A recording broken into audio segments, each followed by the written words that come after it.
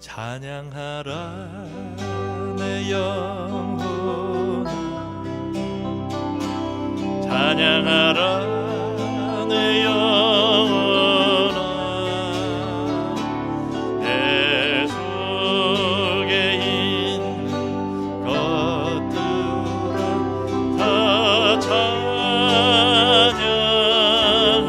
찬양하라 내 영혼아, 찬양하라 내 영혼아, 찬양하라 내 영혼아, 내 속에 있는 것들 다 찬양. 감사하라 내 영혼아, 감사하라 내 영혼아. 아멘. 감사하라 내 영혼아, 내 속에 있는 것들 다 감사하라 내 영혼아, 감사하라 내 영혼아,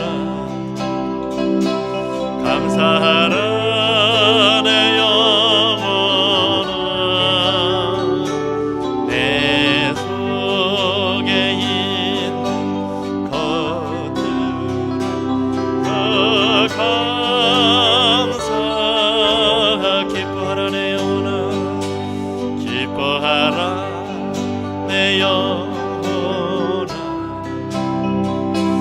기뻐하라 내 영혼아, 내 속에 있는 것들아 다 기뻐. 성축하라 내 영혼아, 성축하라 내 영혼아. 아멘. 성축하라 내 영혼, 내 속에 있는 것들아, 내 속에 있는 것들아 다 성축. 기뻐하라 내 영혼아, 할렐루야. 기뻐하라 내 영혼아. 아멘. 기뻐하라 내 영혼아, 내 속에 있는 것들아 다 기뻐. 성축하라, 성축하라 내 영혼아, 성축하라 내 영혼아,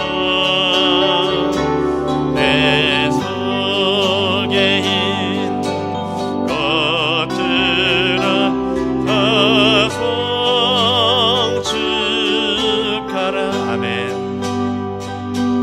나의 영원하신 기업 생명보다 귀하다. 나의 갈 길 다가도록 나와도 행하소서. 주께로 가까이, 주께로 가오니, 나의 갈 길 다가도록 나와도 행하소서. 나의 영원하신 기업, 나의 영원하신 길 생명보다 귀하다. 나의 갈 길 나가도록 나와도 행하소서. 주께로 가까이, 주께로 가오니, 나의 갈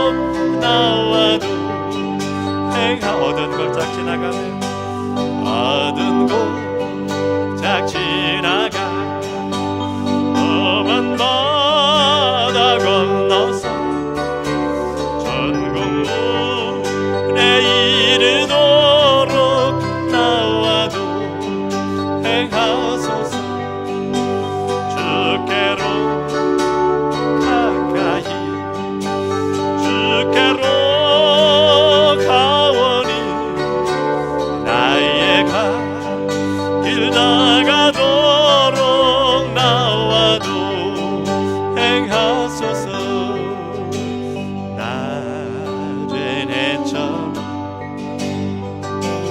밤엔 달처럼 그렇게 살 순 없을까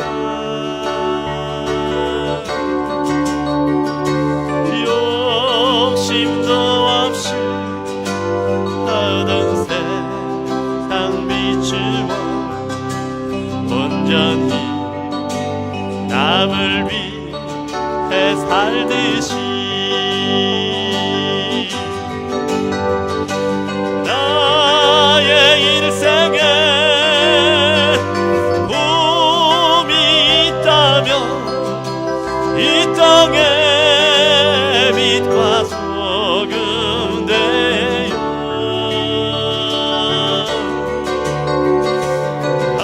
가난한 영혼 지친 영혼을 주님께 인도하고 온대 나의 욕심이 나의 못난 자아가 언제나 바닥난 침대여 나를 짓눌러 남을 공격해 하니 주님은 나를 도와주소 낮엔 해처럼 낮엔 해처럼 밤엔 달처럼 그렇게 살 순 없을까 욕심도 없이 하던 세상 비추 온전히 남을 위해 살듯이 나의 인생에 봄이 있다면 이 땅에 빛과 소금 되어 가난한 영혼 지친 영혼을 주님께 인도하고 본대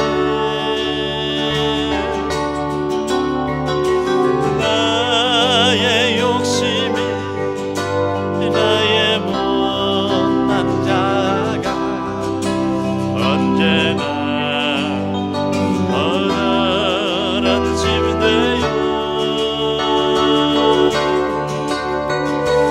나를 짓눌러 남을 공격해 하니 예수여 나를 도와주소 예수님처럼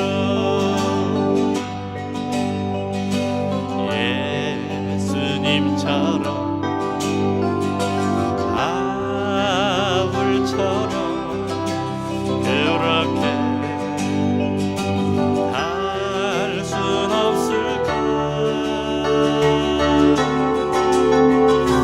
남을 위하여 당신들 매운 몸을 온전히 버리셨 했던 것처럼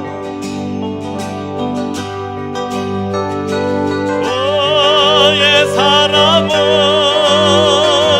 베푸는 사랑 값없이 그저 주는 사랑 그러나 나는 주는 것보다 받는 것 더욱 좋아하니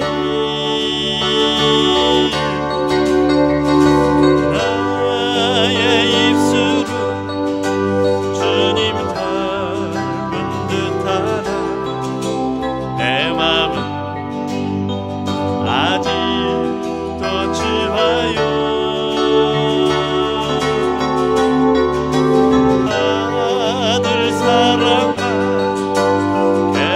계수하고 있으니 예수여 나를 도와주소 예수여 나를 도와주소서 예수여 나를 도와주소 예수여 나를 도와주소서 예수여 나를 도와주소서 아멘 죄악의 썩은 내 육신을 주님이 쓰시려 했네 죽음에 덫에 걸려있는 너 주님이 쓰시려 했네 속죄하는 손 치유하시고 속죄하는 맘 치유하셨네 새 생명 얻은 이 몸 다 바쳐 주님께 영광 돌리 죄악의 썩은 내 육신을 주님이 쓰시려 했네 죽음의 덫에 걸려있는 주님이 쓰시려 했네 속죄하는 손 치유하시고 속죄하는 맘 치유하셨네 새 생명 얻은 이 몸 다 바쳐 주님께 영광 돌리 머물러치라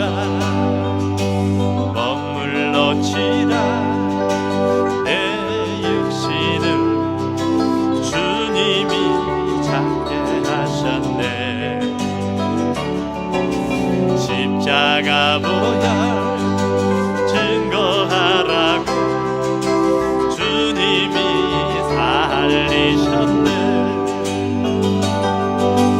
기도할 때에 음성 주시고 찬송할 때에 기쁨 주시네 내 작은 입이 내 작은 몸이 주님의 붙들린 자 평생 갚아도 빚진 자 되어 주님의 빚진 자 되어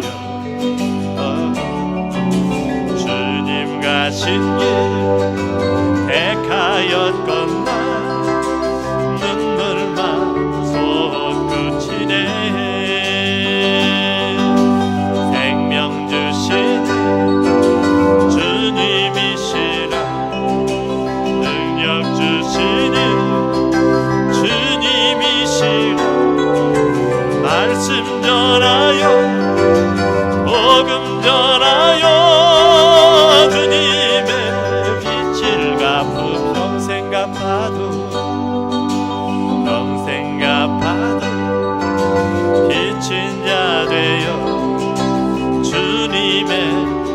인자 되어 주님 가신 길 택하였건만 눈물만 솟구치네. 생명 주시는 주님이시라 능력 주시니 주님이시라 말씀 전하여 복음 전하여 주님의 빛을 갚으리.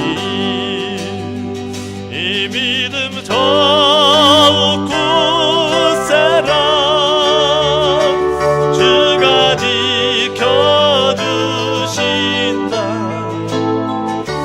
어두운 밤에도 주의 밝은 빛 인도하여 주신다. 여기에 모인 우리 주의 일정 받은 자여라. 주께서 이 자리에 함께 계심을 아노라. 언제나 주님만을 찬양하며 따라가리니 시험을 당할 때도 함께 계심을 믿노라. 이 믿음 더욱 굳세라. 주가 지켜주신다. 어두운 밤에도 주의 밝은 빛 인도하여 주신다. 주님이 뜻하시니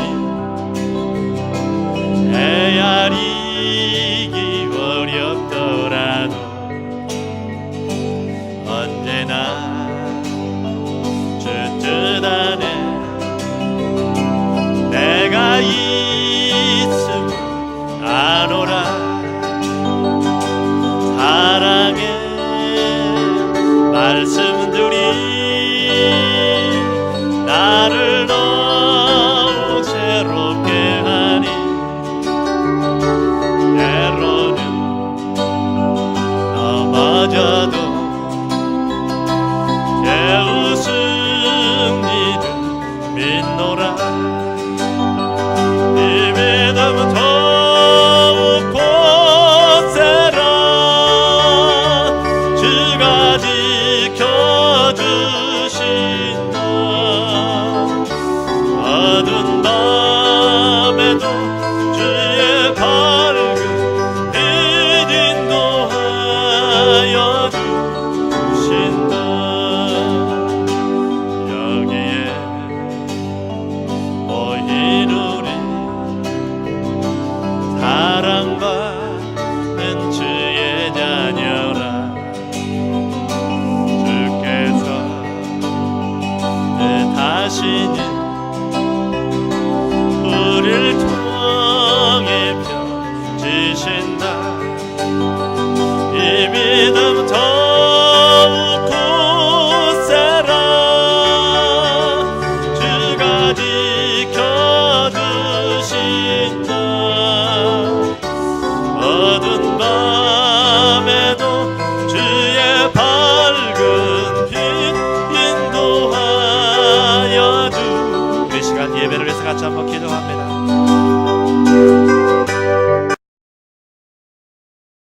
할렐루야. 사랑합니다. 사랑합니다. 우리 요한복음 12장 24절로 25절까지 있는 말씀을 같이 봉독했습니다. 예품씨라고 하는 그러한 말씀의 제목을 가지고 같이 은혜를 나누기를 원합니다. 예품씨라고 하는 말은 저 나름대로 줄여본 말입니다. 예수 그리스도를 품은 사랑의 씨앗이라고 하는 그러한 말의 줄임말입니다.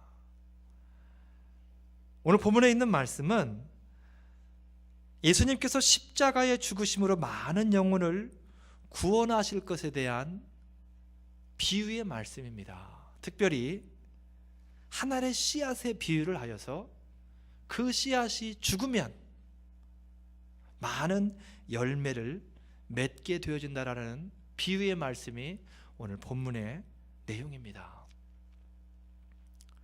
씨앗에는 여러분 특징이 있습니다. 씨앗 하면 여러분 무엇이 생각나십니까? 혹여 까서 먹으면 좋겠다라고 생각하시는 분은 또 계시나요? 이 씨앗에는 특징이 있는데 속에 내용물을 품고 있다라는 거예요. 겉보기에는 무슨 내용물을 품고 있는지 알 수 없습니다. 농부들은 씨앗을 보아도, 씨앗만 보아도 다 알지만 일반인들은 씨앗을 보아서는 제대로 알지 못합니다. 그런데 그 씨앗 속에 내용물을 품고 있다라는 것. 그리고 또 한 가지가 있는데 흙 속에 숨겨질 때에 비로소 그 본 모습을 드러낸다라는 것입니다. 흙 속에 숨겨지지 않으면 1년이 지나도 10년이 지나도 어떠한 것은 몇백 년이 지났는데도 불구하고 씨앗 그대로 있는 것들이 있다라는 거예요. 그리고 한 가지 더 있는데 그것은 무엇이냐면 씨앗으로 있을 때는 그 누구도 그 씨앗의 능력을 측정할 수 없다라는 거예요. 이 씨앗이 얼마만큼 자라날지, 자라서 얼마나 많은 열매를 맺을지, 물론 대략은 짐작합니다. 그 씨앗이 예를 들어서 복숭아 씨앗이라면 심어서 복숭아 나무가 이 정도 자라니까 이 정도 클 것이고 열매는 어느 정도 맺겠지. 그렇지만 대충 예측할 뿐이지. 그 복숭아 나무가 자라서 하나의 열매를 맺을지 100개, 200개, 300개의 열매를 맺을지 몇 년 동안 그 나무가 살아서 열매를 맺어갈지 그것은 아무도 알지 못한다라는 거예요. 하나님께서는 예수님을 비롯한 모든 인생을 씨앗으로 이 땅에 보내셨다라는 것입니다. 오늘 예수님이 예수님을 씨앗으로 비유하시는데 예수님뿐만 아니라 이 땅의 모든 인생을 하나님께서는 씨앗으로 이 땅에 보내셨다라는 거예요. 첫 번째로 예수님은 어떠한 씨앗으로 이 땅에 보내셨는가? 속에 무엇을 품고 있는가? 예수님의 씨앗은 우리가 알고 있는 것처럼 예수님의 씨앗 속에는 사랑 곧 십자가를 품고 이 땅에 오셨습니다. 십자가를 품은 사랑의 씨앗이라는 거예요. 예수님은 십자가를 품은 사랑의 씨앗인데 이 씨앗이 흙에 묻혀서 십자가의 열매를 맺기까지 사람들은 예수님을 알아보지 못합니다. 그분이 이 씨앗으로 이 땅에 오셨고 그 씨앗 속에 십자가를 품은 사랑의 씨앗이라는 것을 사람들이 알지 못했다라는 거예요. 요한복음 1장 10절에서 11절 말씀에 보게 되니까 그가 세상에 계셨으며 세상은 그로 말미암아 지은 바 되었으되 세상이 그를 알지 못하였다라고 그렇게 이야기합니다. 예수님이 이 땅에 오셨는데 하나님의 아들로서 십자가를 가슴에 품고 이 땅에 오셨는데 사람들이 그분을 알아보지 못하는 거예요. 또한 누가복음 4장 24절에 기록하기를 선지자가 고향에서 환영을 받는 자가 없느니라라고 그렇게 성경에 기록을 합니다. 예수님 또한 고향에 가셨는데 사람들에게 환영받지를 못합니다. 저가 요셉의 아들이 아니냐, 사람으로 밖에는 보이지 않는다는 거예요. 그 가슴 속에 무엇을 어떠한 것을 품고 있는지 사람들이 알아보지를 못하더라라는 것입니다. 십자가를 통하여서 예수 그리스도께서 품은 열매를 갖다가 맺었을 때에 그때서야 사람들이 예수 그리스도를 알아봅니다. 마태복음 27장 54절 말씀에 보게 되니까 백부장과 및 예수를 지키던 자들이 그 되는 일을 보고 이는 진실로 하나님의 아들이었도다라고 그렇게 고백을 합니다. 예수님이 십자가에 달려 죽으시기 직전까지 예수님을 십자가에 못 박고 채찍질했던 백부장과 그것을 지켰던 군병들이 예수님이 십자가에 달려 돌아가심으로 알람하서 이 땅에 사랑의 씨앗으로 이 땅에 오셔서 십자가의 열매를 맺는 그 순간에, 십자가의 죽으심으로 열매를 맺는 그 순간에 사람들이 그 열매를 보고 알아보더라라는 거예요. 그리고 입술로 고백을 하더라라는 것입니다. 그는 실로 하나님의 아들이었도다. 예수님은 이처럼 십자가를 품은 사랑의 씨앗으로 이 땅에 오셨다라는 것입니다. 그러면 우리는 무엇입니까? 우리는 인생들 곧 성도는 무슨 씨앗입니까? 예수님 또한 씨앗으로 오셨고 우리 또한 씨앗으로 하나님께서 이곳에 보내셨다라고 말씀하시는데 성도인 우리는 무엇을 품은 씨앗들입니까? 여러분 가슴에 무엇을 품고 있습니까? 성경을 통해서 우리를 본다면 우리는 바로 예수님을 품은 사랑의 씨앗들입니다. 예수 그리스도를 가슴에 품은 사랑의 씨앗들이라는 거예요. 계시록 3장 20절 말씀에 보게 되니까 예수님께서 내가 문 밖에 서서 두드리노니 문을 열면 내가 들어가시겠다라고 말씀하십니다. 우리의 마음의 문을 두드리시는 예수 그리스도께서 우리의 가슴을 두드리는데, 우리의 심령을 두드리는데, 우리의 심령을 열게 되면 예수님은 내 안에 들어오시겠다라는 거예요. 우리는 예수 그리스도를 입술로 고백하는 순간, 나의 구주라고 고백하는 그 순간에 예수 그리스도를 품은 사랑의 씨앗이 다 되어졌다라는 것입니다.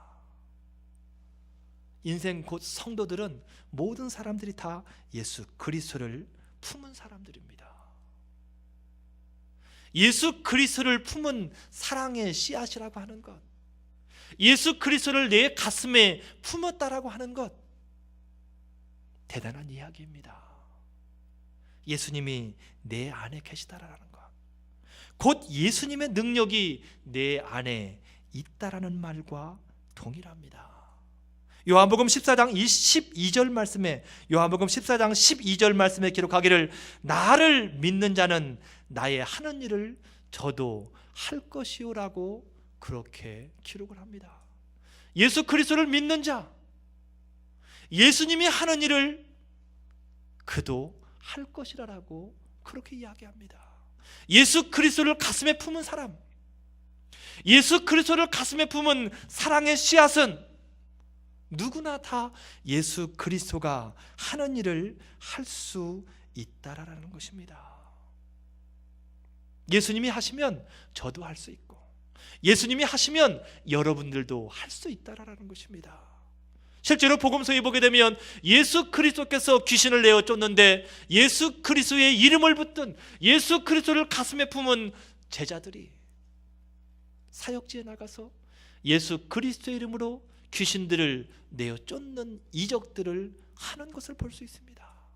병자들을 치료하는 역사를 이루는 것을 우리는 성경을 통해서 실제로 볼 수 있다라는 것입니다. 그렇기 때문에 예수 그리스도를 가슴에 품었다라는 것은 저마다 주어진 삶을 통하여서 아름다운 예수 그리스도의 열매를 맺어가야 된다라는 것입니다. 십자가를 품은 예수님께서 십자가에서 아름다운 열매를 맺었던 것처럼 예수 그리스도를 품은 씨앗인 우리들로서 또한 우리가 흙에 심겨질 때에 예수 그리스도가 원하는 아름다운 열매를 우리의 삶을 통하여 맺어가야 된다라는 것입니다. 그런데 중요한 것은 우리의 삶이 곧 씨앗이라는 사실입니다.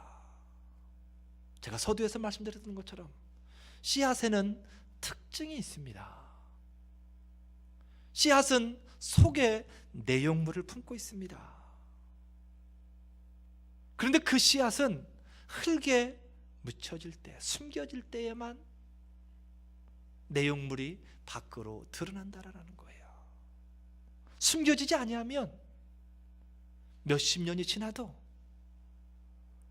내용물은 밖으로 나와서 열매를 맺지 못한다라는 것입니다. 흙 속에 숨겨질 때에, 흙 속에 감춰질 때에 비로소 내용물이 드러나게 되어지는데, 문제가 바로 거기에 있습니다. 흙 속에 숨겨짐이 너무나도 힘들고 어렵다라는 거예요.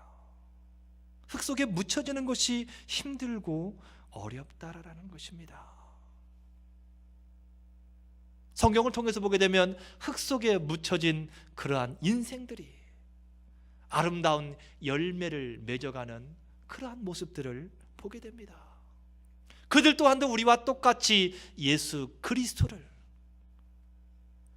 그리스도를 품은 사랑의 씨앗들로 이 땅에 보내진 사람들이었습니다. 창세기 37장에 보게 되면 노예로 팔려가는 요셉이 등장을 합니다. 요셉 또한 그러한 씨앗으로 이 땅에 왔습니다. 그가 흙 속에 묻혀지는데, 노예라고 하는 흙 속에 10여 년을 묻혀 지냈습니다. 얼마나 고통스러운 삶이었겠습니까? 우리가 노예의 삶을 살아보지 않았기 때문에 전부를 알아갈 수는 없지만, 성경을 통해서 보더라도 그 하루하루가 고난의 연속이었다라는 것입니다. 자유가 없고, 주권이 없고, 권리가 없고, 본인이 진실을 말해줘도 아무도 들어주지 않는 그러한 위치에 있는 것이 바로 이 노예의 삶이었다라는 거예요. 그 혹 속에서 10수년을 살아갔던 요셉이 결국 흙에 묻혀지게 되니까 열매를 맺게 되어지더라라는 것입니다. 출애굽기 상장에 보게 되면 광야에서 양을 치는 모세에 대해서 기록을 합니다. 모세는 40년 동안 광야라고 하는 흙 속에서 묻혀 지냈습니다. 4년이 아니고 40년입니다. 4년도 긴 세월인데 40년이라고 하는 긴 세월을 애굽의 왕궁에서 살던 사람이 40년이라고 하는 긴 세월을 광야라고 하는 흙 속에 묻혀 지냈다라는 것입니다. 또한 사무엘상 16장에 보게 되면 사울을 피해 도망자의 삶을 살아가는 다윗의 모습이 기록되어져 있습니다. 다윗 또한 마찬가지입니다. 10수년을 도망자의 삶을 살아갑니다. 도망자라고 하는 흙 속에 묻혀서 살아간다라는 것입니다. 누가복음 22장에 보게 되면 예수님 또한 마찬가지입니다. 겟세마네라고 하는 그 동산에서 십자가를 짊어지기 전에 하나님 앞에 기도합니다. 그 십자가의 고통이 얼마나 치욕스럽고 고통스러운가를 아는 대목이 거기에 나와 있는데, 예수님이 그 일을 놓고 기도하는데 땀방울이 핏방울처럼 흘러내리더라라고 그렇게 이야기를 합니다. 진액을 쥐어 짜는 것과 같은 그러한 고통 가운데 예수님께서 기도하시는 모습입니다. 바로 이 고통의 흙 속에 예수님께서 묻혀진다라는 것입니다. 단순히 10수년을 고생한다고, 노예로 살아간다고,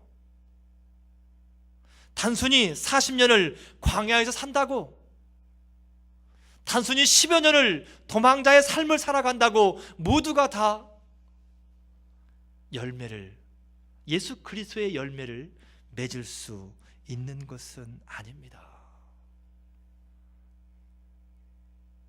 거기에는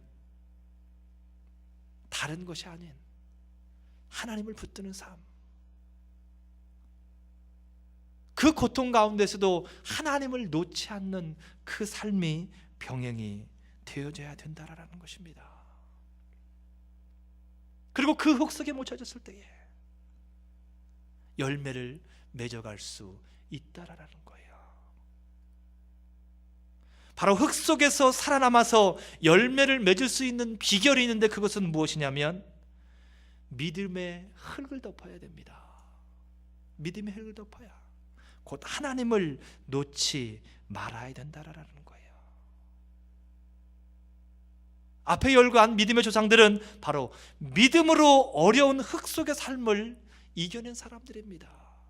노예의 삶을 살아가고 도망자의 삶을 살아가고 광야에서 아무것도 아닌 무지랭이와 같은 그러한 인생을 살아가지만 그 속에서도 하나님을 놓지 않고 이겨낸 사람들, 그 사람들이 열매를 맺어 간다라는 것입니다.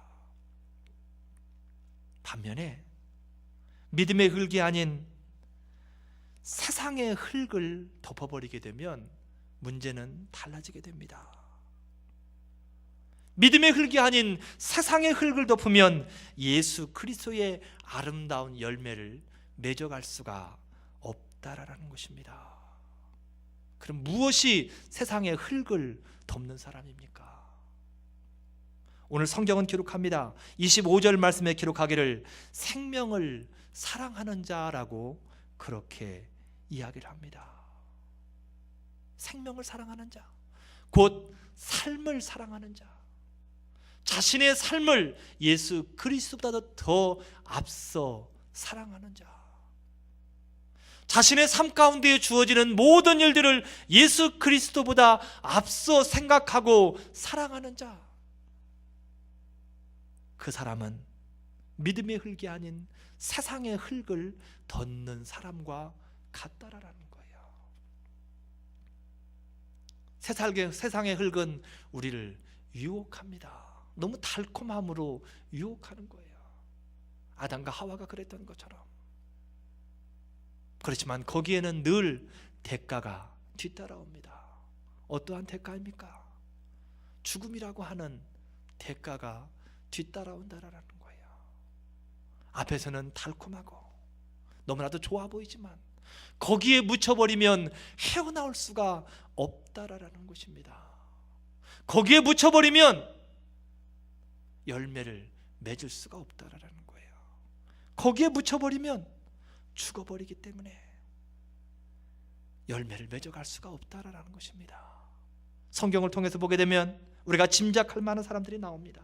생명을 사랑한 사람들, 삶을 사랑한 사람들, 그래서 열매를 맺지 못하고 결국 그 삶 속에 묻혀서, 사랑했던 삶 속에, 생명 속에 묻혀서 죽어버린 사람들, 열매를 맺지 못한 사람들이 등장을 합니다. 창세기 19장 26절에 보게 되면 롯의 아내가 그 중에 한 사람입니다. 세상을 사랑한 사람, 자신의 삶의 터전을 사랑한 사람. 창세기 사무엘상 31장에 보게 되면 사울의 죽음에 대해서 기록을 합니다. 하나님은 사울을 사용하시기 위해서 그에게 아름다운 씨앗으로 이 땅에 보내셨는데 그는 세상을 하나님보다 더 사랑했습니다. 생명을 하나님보다 더 사랑했다라는 거예요. 이 땅의 권력을 하나님보다 더 사랑했다라는 거예요. 결국 거기에 묻혔습니다. 믿음의 흙이 아니라 세상의 흙에 묻혔다라는 거예요. 그 흙을 헤어나오지를 못합니다. 결국 그 흙에 묻혀서 사울이 죽음을 맞이하게 됩니다. 사도행전 1장에 목매에 죽은 유다에 대해서 기록을 합니다. 예수님을 3년 동안 따라다녔지만 3년 동안 예수님께서는 누차 말씀하시며 나를 너희의 가슴에 품고 나를 통한 사랑의 열매를 맺어가라고 그렇게 말씀으로 선포하시고 삶을 통해 보여주셨건만 유다는 믿음의 흙을 덮지 못하고 세상의 흙을 덮었습니다. 결국 몇 푼 안 되는 돈 때문에, 생명을 사랑한 것 때문에, 삶을 사랑한 것 때문에 자신의 목숨을 스스로 끊을 수밖에 없는 그러한 삶을 살아갔다라는 것입니다. 하나 더 이야기한다면 사도행전 5장에 등장하는 아나니아와 삽비라 부부의 죽음 또한 마찬가지입니다. 그들 또한 아름다운 예수 그리스도를 통한 열매를 맺을 수 있는 기회가 얼마든지 있었음에도 불구하고 예수 그리스도의 능력을 품은 그러한 사람이었음에도 불구하고 그들 또한 세상을 너무 사랑한 나머지, 생명을 너무 사랑한 나머지 세상의 흙을 덮어버리고 말았다라는 것입니다. 우리의 삶을 한번 돌이켜 보겠습니다. 나는 예수님을 품은 사랑의 씨앗인가?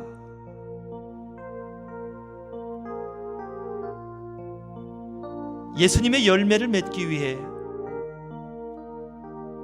주어진 삶에 믿음의 열정을 더하는가, 그 말입니다.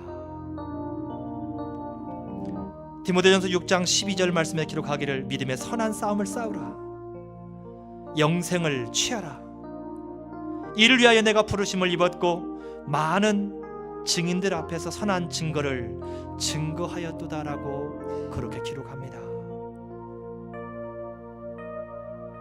인생을 부르시고 믿음의 선한 싸움을 싸우기를 원하시는 하나님의 마음이 담겨져 있는 그러한 말씀입니다.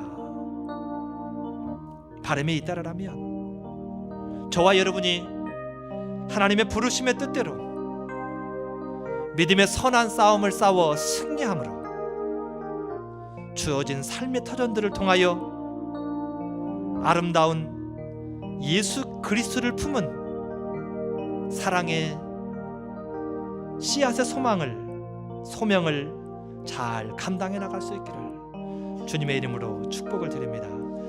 주님 나를 부르셨으니, 주님 나를 부르셨으니 내 모든 정성, 내 모든 정성 주만 위해 바칩니다.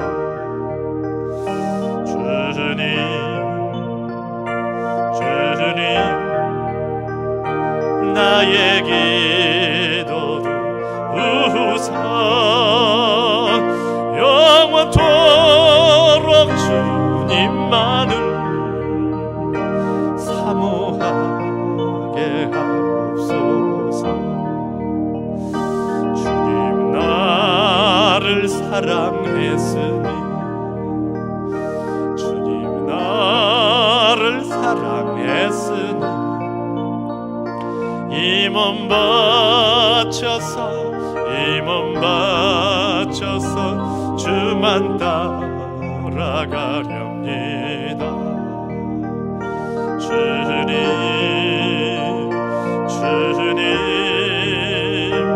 나의 기도도 이사 언제까지 주님만을 사모하게 하옵소서. 우리 시간 들은 말 생각하면서 같이 한 목소리를 한번 기도하겠습니다. 사랑의 하나님, 오늘도 우리를 사랑의 씨앗으로, 특별히 예수 그리스도를 가슴에 품은 사랑의 씨앗으로 우리를 부르시니 하나님 은혜를 감사합니다. 우리로 하여금 믿음의 흙을 덮게 하시고 예수 그리스도를 품음으로 말미암아서 예수님이 이 땅 가운데 행하신 일들을 우리 또한 할 수 있도록 하나님 은혜를 더하시고, 우리가 이 땅 가운데 예수 그리스도의 이름을 담대함으로 선포하며 살아갈 수 있도록 하나님 은혜를 더하시며 우리로 하여금 이 땅 가운데 살아가며 예수 그리스도께서 원하시는 아름다운 열매를 맺어가는 복된 삶을 살아갈 수 있도록 하나님 은혜를 더하여 주시옵소서. 세상이 달콤함으로, 세상의 흙을 덮음으로 우리가 아름다운 열매를 맺지 못하는 일이 없도록 하나님 우리를 붙들으시고 하나님의 성령 우리를 충만케 하셔서 하나님의 능력 우리를 충만케 하셔서 우리의 삶 가운데 허락하신 예수 그리스도의 아름다운 열매들을, 복된 열매들을 맺어가는 귀한 삶들을 살아갈 수 있도록 하나님 은혜를 더하여 주시옵소서. 주님 나를 구원했으니, 주님 나를 구원했으니 소리 높여서 주만 찬양하렵니다. 주님